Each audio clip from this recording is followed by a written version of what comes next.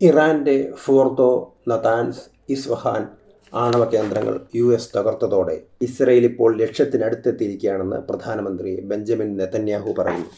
ഇസ്രയേലിന് 2 ലക്ഷ്യങ്ങളാണ് ഉണ്ടായിരുന്നത്. ഒന്ന്, ഇറാന്റെ ബാലിസ്റ്റിക് മിസൈൽ ഭീഷണി തടയുക. രണ്ടാമത്തത്, ഇറാന്റെ ന്യൂക്ലിയർ പരിപാടി അവസാനിപ്പിക്കുക. കഴിഞ്ഞ ദിവസത്തെ അമേരിക്കയുടെ ആക്രമണത്തോടെ തങ്ങൾ കൂടുതൽ ലക്ഷ്യത്തിലൂടെ അടുത്തിരിക്കുകയാണ്.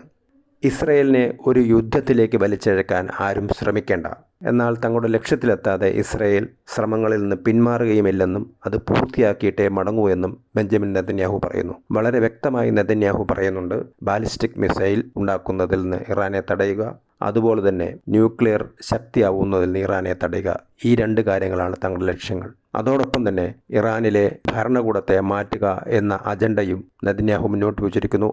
ആദ്യം US പ്രസിഡന്റ് ഇതിനെ അനുകൂലിച്ചില്ലെങ്കിലും ഇപ്പോൾ US പ്രസിഡന്റും പറയുന്നത് ഇറാനിലെ ഭരണമാറ്റം തന്നെയാണ്.